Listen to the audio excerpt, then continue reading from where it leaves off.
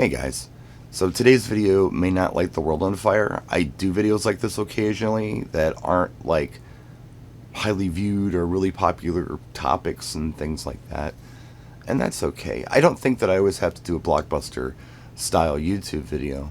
You can't always be everything to everyone, but sometimes you can be something to someone, and that's important too. But anyway, what I wanted to talk about today was how I've seen a lot of parallels between DJs and stand up comedians, and I've talked about this before in length many, many times. I was watching and listening to some old interview footage with George Carlin, some stuff that was done shortly before he passed. He was talking about all the HBO specials that he has done, and the interviewer asked him which one was his favorite. And he mentioned one called Back in Town. And he said the reason it was his favorite was because that was the first time that he actually felt like he could take the time to tell a story and make a point and then drop a punchline. Because all the other specials that he had done, or any kind of stand-up work he had done before, it had been about joke, joke, joke, joke, joke. He always had to get a laugh. But he decided to try something different and just kind of tell this lengthy story that wasn't necessarily funny. But there were punchlines at the end, and it took him time to build up to the punchline. I thought about that with sets. Sometimes when we're DJing, every song we drop, we want it to be this banger, where everybody goes on the dance floor and is jumping around, you know?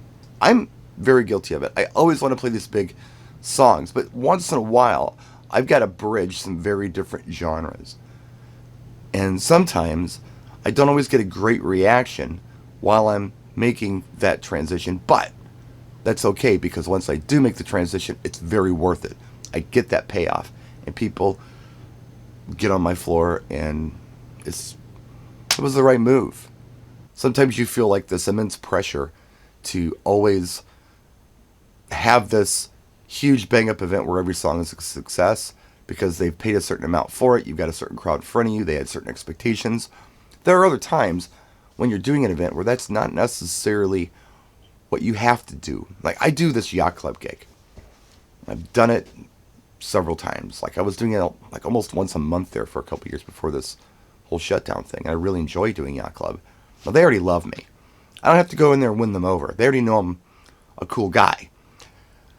And they do more than dance there. They hang out and socialize and things. So I can take some chances there that maybe I can't take at a wedding, or don't feel safe about taking at a wedding. Drop certain songs, try certain songs out for certain crowds and see what the reaction is. I don't want to test a track like Fifth Dimension, Let the Sun Shine In, Age of Aquarius at a wedding reception. But I don't mind testing it at the yacht club. And you know what? When I played at the yacht club, it goes over amazing. They love that song. Now, I could take a chance and play it at the next wedding, and it could be great, like it was at the yacht club, or it could bomb. That's possible too.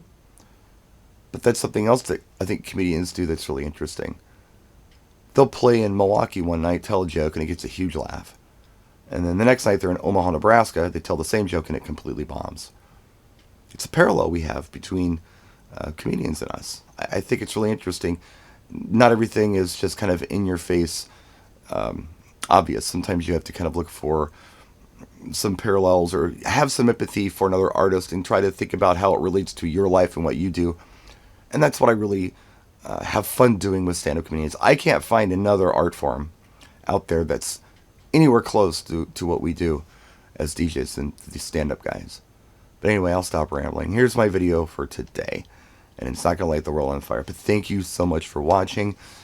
As always, I really appreciate your comments and your likes and your subscriptions.